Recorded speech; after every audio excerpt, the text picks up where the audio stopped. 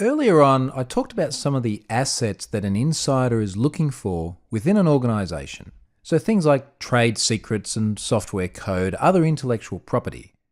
Once the insider identifies and obtains this resource, they obviously want to get it back out.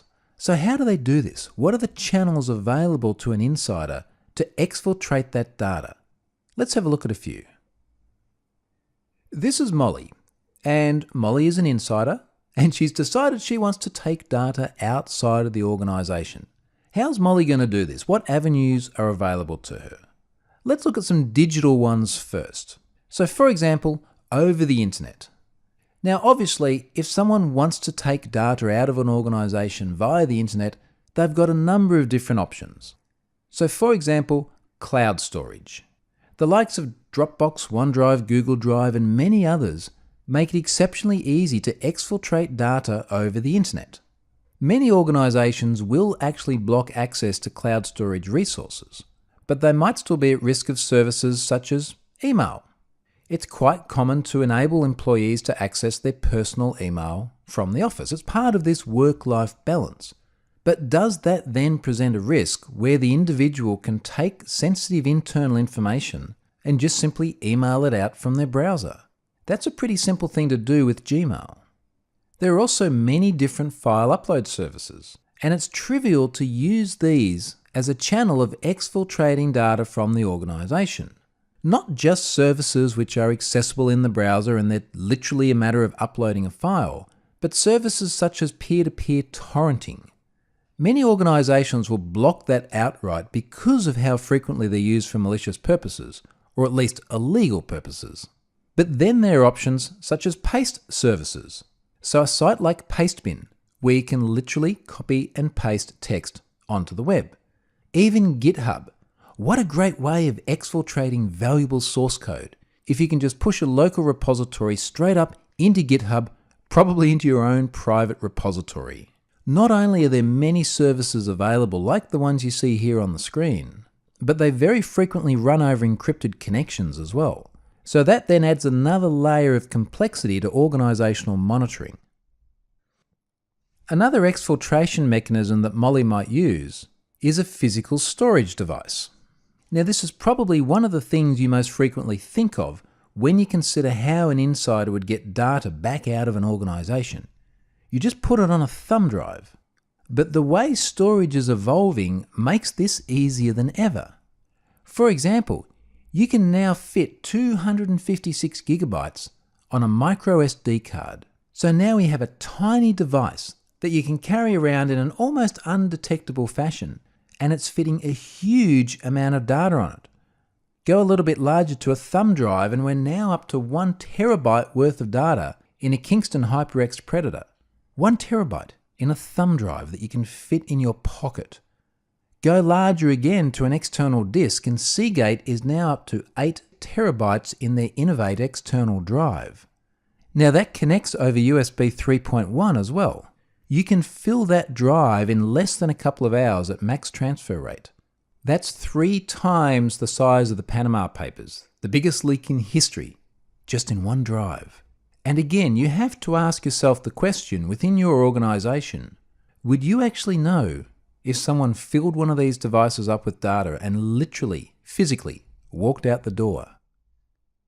Now, when we think about these exfiltration mechanisms, it may not even be that Molly is intentionally malicious. She may just be trying to get her job done without realizing the risks. She might have put some work on the drive to take home.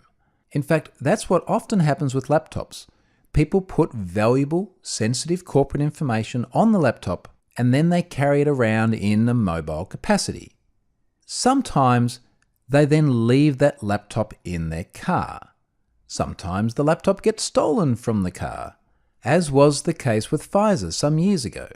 This was 2 laptops sitting in a car, assumably unattended and also unencrypted, and thieves stole those laptops which contained the personal details of 950 Pfizer contract workers. This wasn't an intentionally malicious act on behalf of the insider, but that simple act of taking sensitive data with them as they went mobile put those 950 individuals at risk. Another very effective data exfiltration mechanism, which we all have in our pockets today, is the smartphone.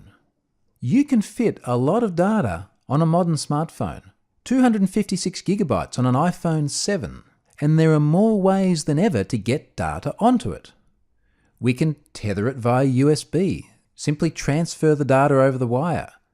Of course, we could do the same thing over wireless. All of our mobile devices these days offer wireless connections. And if it's not Wi-Fi, it's Bluetooth. It is easier than ever to exfiltrate sensitive corporate information on a mobile device because we're given so many different ways to do it. But it's also not like all of this is just a new problem. If we go back to Molly and think about the ways that she could exfiltrate data in a more analog sense, she could simply just walk out with files. This is what Greg Chung did. He had all of those documents sitting underneath his house, physical files. And even if we're operating in a predominantly digital age now, if the file doesn't already exist on paper, that can easily be fixed. Just print the file out. The problem then, of course, is that files also get left in cars. Sometimes they get stolen out of cars.